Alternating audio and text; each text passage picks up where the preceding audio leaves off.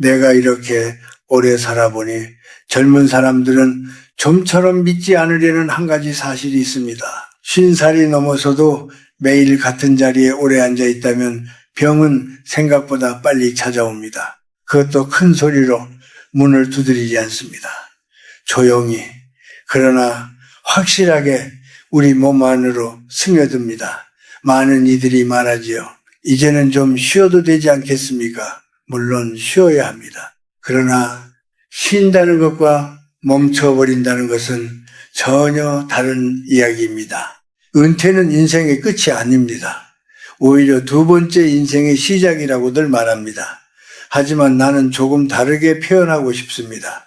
은퇴는 우리 삶의 진짜 실력이 드러나는 시간입니다. 직함도 명함도 출퇴근 시간도 사라진 자리에서 우리는 어떤 태도로 하루를 살아가는가, 그것이 남은 세월의 빛을 결정합니다. 그런데 많은 분들이 그 빛을 스스로 흐리게 만듭니다. 특별한 이유가 있어서가 아닙니다. 그저 집안의 몇 군데 자리에 오래 머무는 습관 때문입니다. 나는 수많은 어르신들을 만나보았습니다. 젊을 때는 누구보다 부지런했고 가족을 위해 몸을 아끼지 않았던 분들입니다. 그런데 은퇴 후 몇 해가 지나지 않아 표정이 달라집니다. 몸이 굳어가고 말수가 줄어들고 눈빛에서 반짝임이 사라집니다. 병원에 가면 의사는 혈압이 조금 높다, 혈당이 경계선이다, 무릎 연골이 닳았다 말합니다. 물론 그런 진단도 중요합니다. 그러나 나는 그보다 먼저 묻고 싶습니다. 하루에 얼마나 움직이십니까? 집안에서 어디에 가장 오래 앉아 계십니까? 사람의 몸은 흐름으로 이루어져 있습니다. 피가 흐르고 숨이 드나들고 생각이 오갑니다. 이 흐름이 멈추면 생명은 곧바로 신호를 보냅니다. 그런데 우리는 그 신호를 대수롭지 않게 여깁니다. 나이가 드니 당연하지 이렇게 말하며 스스로를 설득합니다. 그러나 나이는 죄가 없습니다. 움직이지 않는 습관이 문제입니다. 몸을 오래 쓰지 않으면 굳습니다. 마음을 오래 닫아두면 식어버립니다. 집은 원래 쉼의 공간입니다. 밖에서 지친 몸을 내려놓고 숨을 고르는 곳입니다. 하지만 쉼이 지나치면 정체가 됩니다. 나는 은퇴 후의 집이 가장 위험할 수 있다고 말하고 싶습니다. 밖에서는 어쩔 수 없이라도 걸어다니고 사람을 만나고 긴장을 유지합니다. 그러나 집에서는 아무도 우리를 제쳐가지 않습니다. 그 자유로움이 축복이 되기도 하지만 방심이 되기도 합니다. 특히 세 군데가 그렇습니다. 아주 익숙하고 편안한 자리들입니다. 거실의 소파, 텔레비전 앞 의자, 그리고 침실의 침대. 이 자리는 우리의 몸을 부드럽게 감싸줍니다. 그러나 그 안에 오래 머무르면 몸은 점점 무거워집니다. 처음에는 다리가 조금 저리고 허리가 뻐근한 정도입니다. 시간이 지나면 계단 오르기가 버거워지고 아침에 일어날 때 관절이 말을 듣지 않습니다. 그것이 바로 피의 흐름이 느려졌다는 신호입니다. 나는 젊은 시절 전쟁과 가난을 겪었습니다. 그때는 쉴 틈이 없었습니다. 아이러니하게도 그 시절의 어르신들은 지금보다 더 건강했습니다. 하루 종일 몸을 써야 했고 이웃과 이야기를 나누었고 마루를 쓸고 마당을 오갔습니다. 그들의 집은 늘 움직임이 있었습니다. 그래서 나이가 들어도 몸이 완전히 굳어버리지는 않았습니다. 요즘은 모든 것이 편리해졌습니다. 리모컨 하나면 채널이 바뀌고 전화 한 통이면 음식이 배달됩니다. 편리함은 고맙지만 그만큼 우리의 몸은 일할 기회를 잃어버렸습니다. 특히 은퇴 후에는 더 그렇습니다. 하루의 리듬이 사라지고 해야 할 일이 줄어들면 우리는 자연스레 가장 편한 자리를 찾습니다. 그리고 그 자리가 점점 우리를 붙잡습니다. 나는 겁을 주고 싶어서 이 말을 하는 것이 아닙니다. 오히려 반대입니다. 아직 늦지 않았다는 것을 말하고 싶습니다. 피는 다시 흐를 수 있습니다. 몸은 다시 깨어날 수 있습니다. 중요한 것은 거창한 운동이 아닙니다. 집안에서의 태도입니다. 하루를 어떻게 시작하고 어디에 얼마나 머무는가. 그것이 은퇴 후의 건강을 가르는 조용한 기준입니다. 이제부터 나는 집안의 세 자리 이야기를 하려 합니다. 우리가 무심코 오래 앉아있는 그 자리들이 어떻게 우리의 피를 느리게 하고 마음을 가라앉히는지, 그리고 어떻게 하면 그 자리에서 스스로를 구해낼 수 있는지 젊은 사람들은 아직 모를지 모릅니다. 그러나 당신과 나는 압니다. 몸은 솔직하고 세월은 기다려주지 않는다는 것을 은퇴를 하고 나면 가장 먼저 가까워지는 자리가 있습니다. 거실 한가운데 놓인 소파, 그리고 그 앞에 텔레비전입니다. 아침에 눈을 뜨자마자 리모컨을 찾고 식사를 마친 뒤에도 자연스레 그 자리로 돌아갑니다. 뉴스가 끝나면 드라마가 이어지고 드라마가 끝나면 예능이 시작됩니다. 화면은 계속 바뀌지만 우리의 자세는 거의 바뀌지 않습니다. 나는 이 모습을 수없이 보아왔습니다. 그리고 조용히 마음이 아팠습니다. 텔레비전이 나쁘다는 말은 아닙니다. 세상의 소식을 듣고 웃음을 얻고 때로는 위로를 받기도 합니다. 문제는 시간이 아니라 태도입니다. 우리는 화면 속 세상에 너무 오래 머물러 있습니다. 남의 이야기에 마음을 빼앗기고 남의 삶을 구경하며 하루를 보냅니다. 그러는 사이 정작 자신의 몸과는 점점 멀어집니다. 소파에 깊이 기대어 등을 붙이고 다리를 쭉 뻗고 앉아 있으면 처음에는 참 편안합니다. 그러나 그 편안함이 길어질수록 피의 흐름은 느려집니다. 다리가 저릿저릿해지는 경험 한 번쯤은 다들 해보셨을 겁니다. 잠시만 그래도 일어나 걸으면 괜찮아집니다. 그런데 하루에 몇 시간씩 그 자세를 반복하면 어떻겠습니까? 허벅지 근육은 점점 힘을 잃고 종아리는 붓고 발끝까지 따뜻한 기운이 내려가지 않습니다. 어깨는 앞으로 굽고 목은 화면을 향해 기울어집니다. 이런 자세가 쌓이면 척추가 틀어지고 숨도 얕아집니다. 숨이 얕아지면 마음도 덩달아 답답해집니다. 나는 한 지인을 떠올립니다. 젊은 시절에는 회사에서 누구보다 성실했고 직원들에게 존경을 받던 분이었습니다. 은퇴 후에는 이제 좀 쉬겠다라고 하셨습니다. 그 말이 틀린 것은 아니었습니다. 그러나 쉼이 길어졌습니다. 아침부터 저녁까지 텔레비전 앞에 앉아있는 날이 많아졌습니다. 처음에는 그저 시간이 남아서라고 생각했습니다. 몇 해가 지나자 무릎이 아프다, 허리가 아프다 하셨습니다. 병원에서는 큰 이상이 없다고 했지만 나는 알고 있었습니다. 몸이 쓰이지 않으니 스스로를 닫고 있다는 것을 더 무서운 것은 마음의 변화입니다. 텔레비전 속 이야기는 되게 자극적입니다. 갈등이 있고 분노가 있고 비교가 있습니다. 그것을 오래 보고 있으면은 우리도 모르게 마음이 거칠어집니다. 세상이 왜 이 모양이냐고, 젊은 세대는 왜 저러냐고 한숨이 늘어납니다. 그런데 정작 우리는 하루 동안 단 한 번도 골목을 걸어보지 않았고 이웃과 인사를 나누지 않았습니다.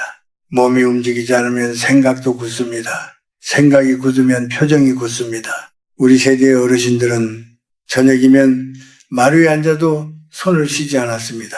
콩을 고르고 바느질을 하고 아이들과 이야기를 나누었습니다. 텔레비전이 없던 시절이었지만 집안에는 늘 작은 움직임이 있었습니다. 그 움직임이 피를 돌게 하고 기운을 살렸습니다. 지금 우리는 더 많은 것을 가지고 있지만 정작 몸은 덜 쓰고 있습니다. 편안함이 지나치면 독이 될 수 있다는 말을 나는 이제야 깊이 이해합니다. 소파에 앉는 시간을 줄이라는 말이 아닙니다. 다만 그 자리에 붙들리지 말라는 것입니다. 30분에 한 번이라도 자리에서 일어나 보십시오.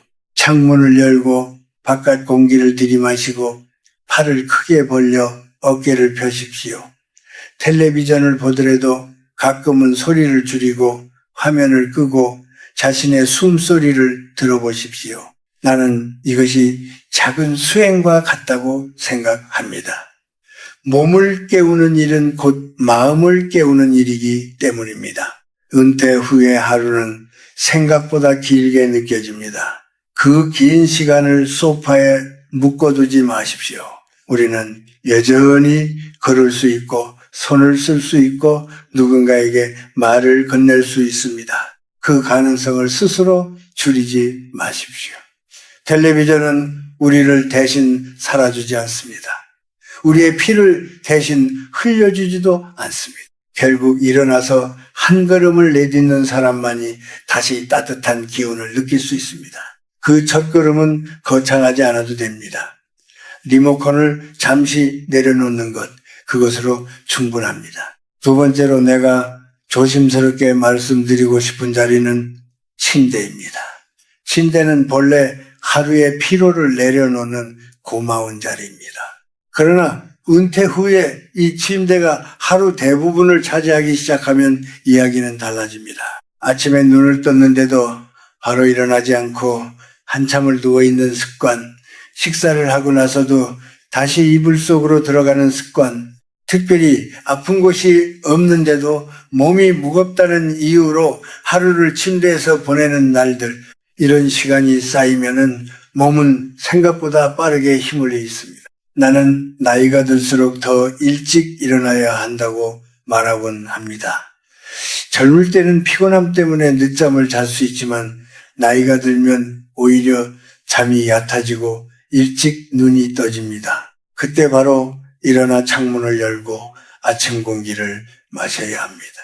그런데 많은 분들이 눈은 떴지만 몸을 일으키지 않습니다. 휴대전화를 들여다보거나 어젯밤 보던 방송을 다시 떠올리며 이불 속에 머뭅니다. 그렇게 1시간, 2시간이 지나면 이미 하루의 기운은 반쯤 가라앉아 버립니다. 침대에 오래 누워있으면 허리와 엉덩이, 근육이 약해집니다.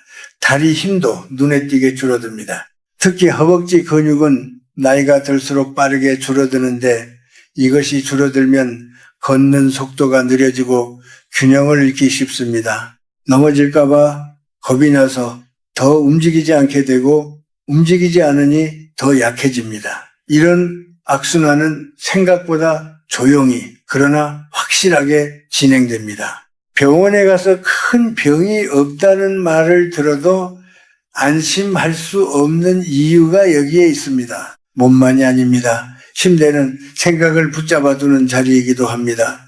누워있으면 지나간 일들이 떠오릅니다.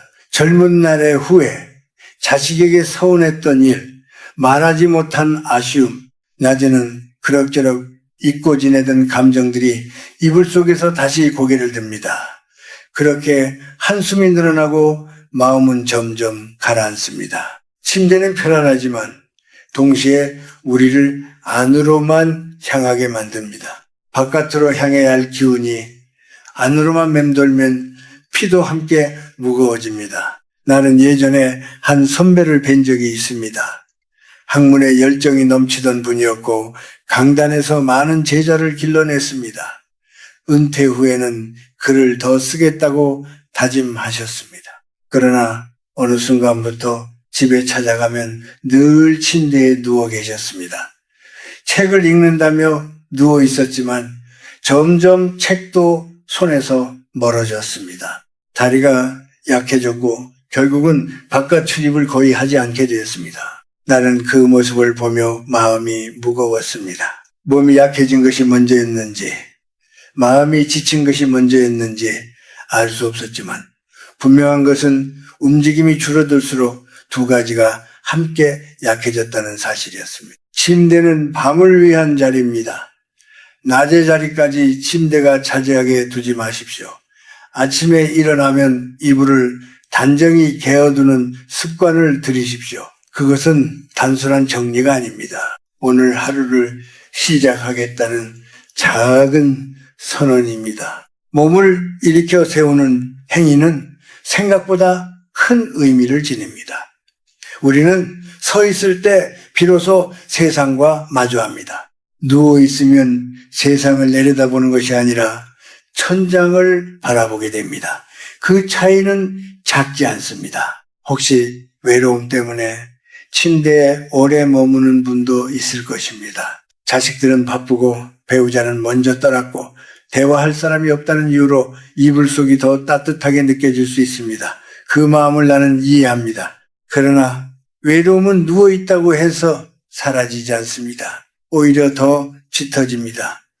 몸을 일으켜 동네를 한 바퀴만 걸어도 생각이 달라집니다. 빵집에서 나는 냄새, 아이들의 웃음소리, 나무 사이로 스치는 바람이 우리 안의 기운을 다시 흔들어 깨웁니다. 나는 거창한 운동을 권하지 않습니다. 다만 낮에는 눕지 말라고 몸을 세워두라고 말씀드리고 싶습니다. 피는 서 있을 때 더 힘차게 돕니다. 심장은 우리가 생각하는 것보다 부지런히 일하고 있습니다. 우리가 도와줘야 합니다. 침대에 머무는 시간을 줄이는 것만으로도 몸은 조금씩 달라집니다. 나이가 들수록 필요한 것은 더 많은 휴식이 아니라 더 자주 일어나는 용기입니다. 그 용기가 오늘 하루의 기운을 바꾸고 남은 세월의 빛을 지켜줄 것입니다. 세 번째로 내가 꼭 말씀드리고 싶은 자리는 식탁입니다. 많은 분들이 의아해 하실지도 모릅니다. 식탁은 밥을 먹는 자리인데 그것이 왜 피의 흐름과 관계가 있느냐고 묻고 싶을 것입니다. 그러나 나는 오랜 세월을 살며 깨달았습니다. 사람의 몸은 음식만으로 움직이지 않습니다. 그 음식을 둘러싼 분위기와 마음의 온도에 따라 기운이 달라집니다. 특히 은퇴 후 혼자 식탁에 앉는 시간이 길어지면 그 자리는 생각보다 차가운 공간이 됩니다. 젊을 때는 가족을 위해 서둘러 밥을 차리고 함께 둘러앉아 소리를 섞었습니다. 아이가 학교 이야기를 하고 배우자가 하루의 일을 털어놓고 우리는 그 소리를 들으며 숟가락을 들었습니다. 그때는 몰랐지만 그 시간 속에는 보이지 않는 따뜻함이 흐르고 있었습니다. 밥 한 숟가락이 단지 쌀이 아니라 서로의 기운이었습니다. 그런데 은퇴 후 자식들이 떠나고 식탁에 혼자 마주 앉는 날이 많아지면 그 기운이 옅어집니다. 혼자 먹는 밥이 모두 나쁘다는 뜻은 아닙니다. 나 역시 혼자 조용히 식사를 할 때가 있습니다.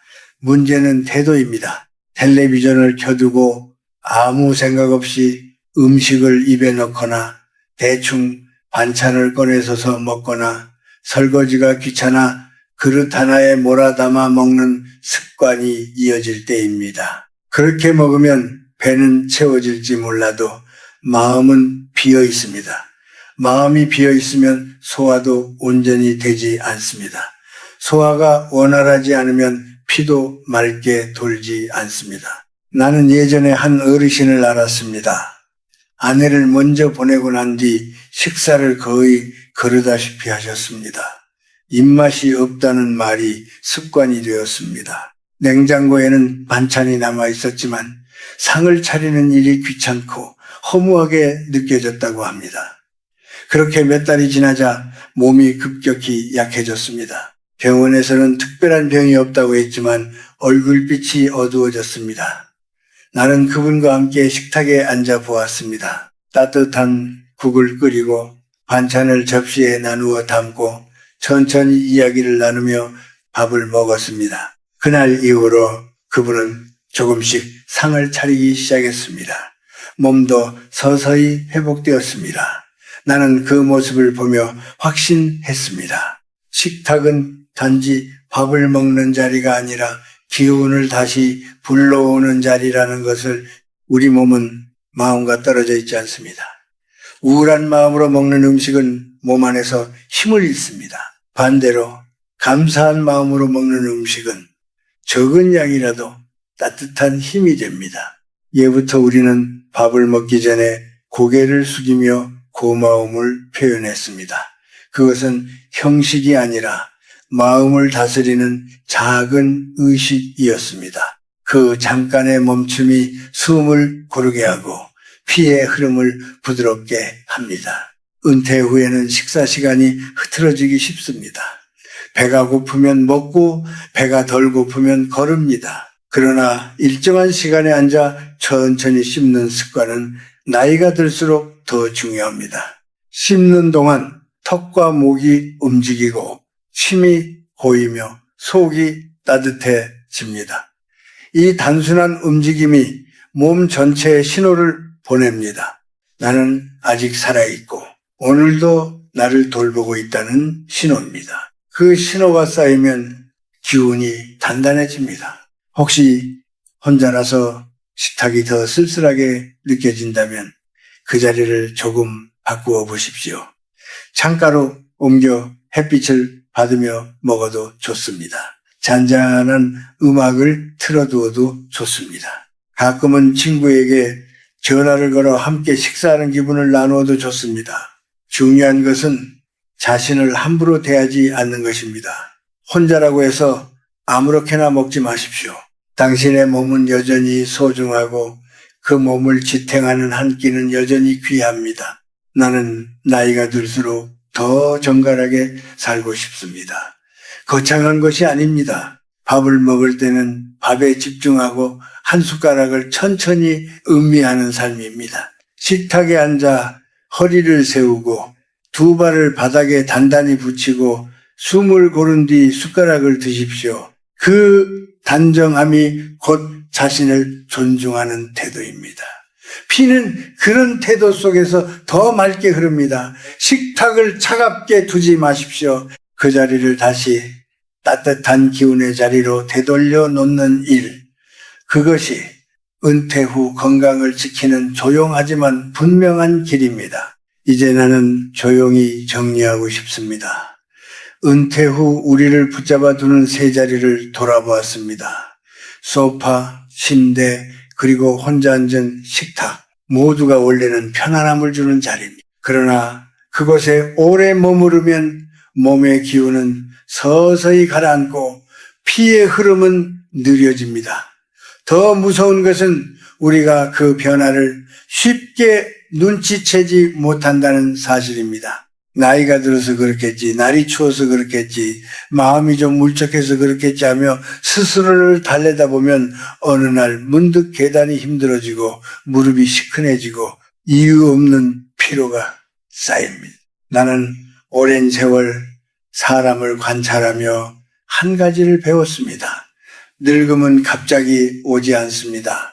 아주 작은 습관들이 모여 서서히 다가옵니다. 아침에 일어나지 않고 조금 더 눕는 선택, 텔레비전을 끄지 않고 1시간을 더 앉아있는 선택, 대충 끼니를 때우는 선택, 이런 사소한 선택이 하루를 만들고 그 하루가 한 해를 만들고 결국 남은 인생의 결을 만듭니다. 우리는 거창한 계획보다 이런 작은 선택을 더 신중히 해야 합니다. 많은 분들이 내게 묻습니다. 이 나이에 무엇을 더 바꿀 수 있겠습니까? 나는 그 질문을 들을 때마다 마음이 아픕니다. 왜냐하면 우리는 여전히 바꿀 수 있기 때문입니다. 거친 운동을 하라는 말이 아닙니다. 새로운 기술을 배우라는 말도 아닙니다. 다만 하루에 몇 번 더 일어나고 몇 걸음 더 걷고 식탁에 조금 더 정성을 들이라는 것입니다. 몸은 정직합니다.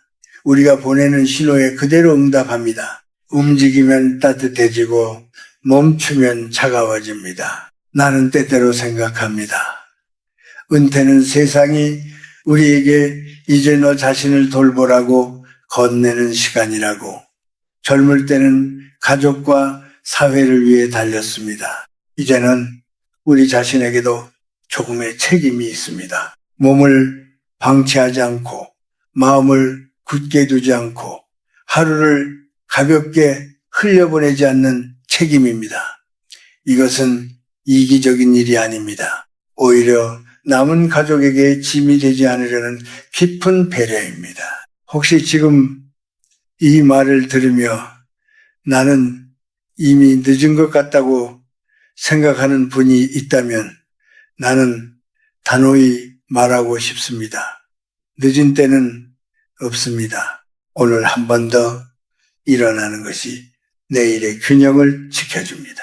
오늘 창문을 열고 바깥 공기를 들이마시는 것이 마음의 답답함을 풀어줍니다. 오늘 식탁을 단정히 차리는 것이 자신을 존중하는 시작이 됩니다. 변화는 거창하지 않아도 됩니다. 반복되면 그것이 곧 삶의 방향이 됩니다. 나는 나이가 들수록 속도가 아니라 방향이 중요하다고 믿습니다.